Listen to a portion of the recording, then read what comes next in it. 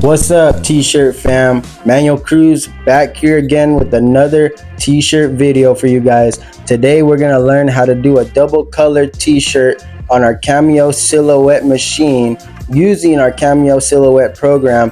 But first, like this video and subscribe down below. Next week I'll be revealing a new piece of equipment that we're adding to our inventory. It's gonna be a brand new cutter, and we're gonna see if this thing has what it takes to replace the Cameo silhouette that I have now. It's going to be able to cut bigger projects, so hopefully that all works out. But stay tuned and subscribe to see that unreveal next week. Let's get into these t-shirts, fam.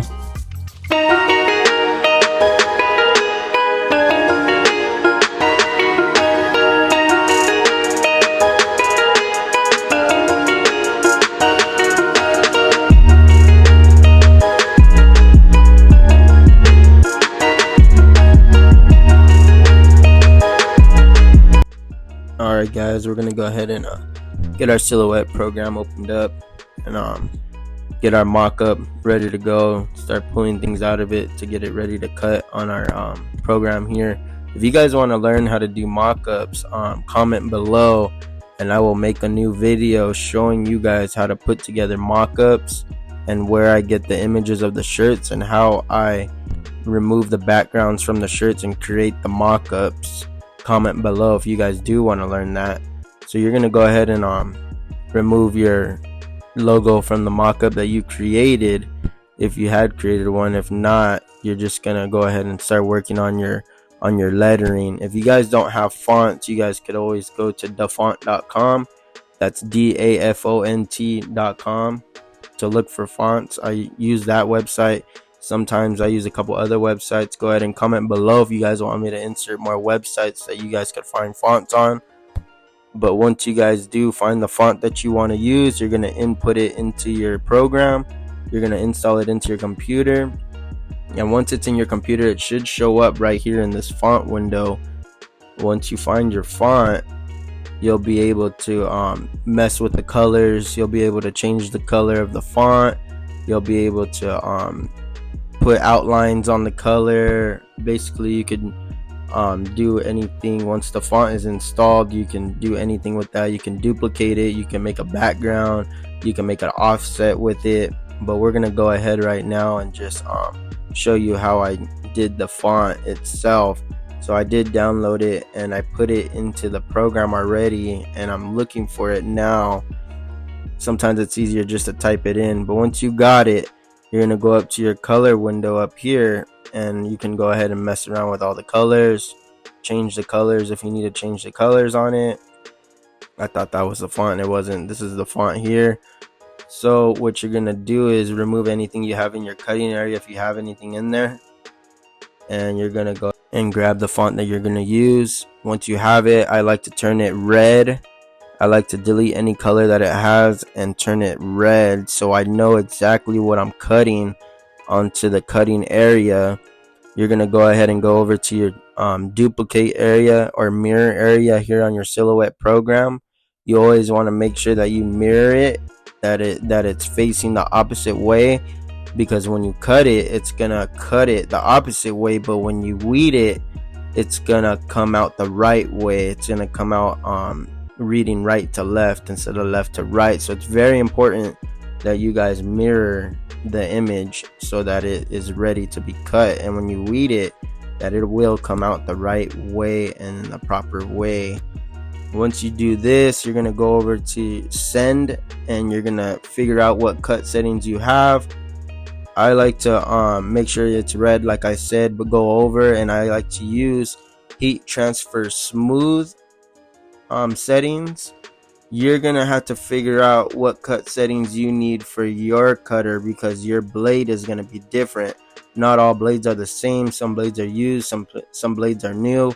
But once you figure out your cut settings, you're gonna go ahead and insert them there in this section, and you're gonna be able to cut that out in the settings that you placed. Make sure that your Cameo is connected. Right now I do not have mine connected for the purposes of this video, but once I do start cutting, it will be connected. And once you have your second color, which is going to be the flower, So with the orange, guys, we're gonna complete the same process as we did with the Gomez part. With the white part, we're gonna turn it red.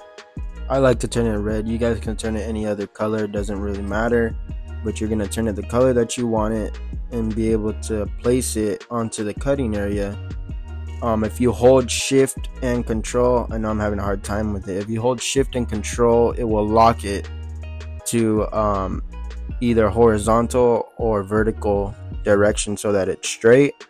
And once you have it in your cutting area, you're going to go ahead and repeat the process. Hit send, figure out what cut settings you are going to use. Once you have your cut settings all dialed in, make sure your cameo is ready and you're ready to go.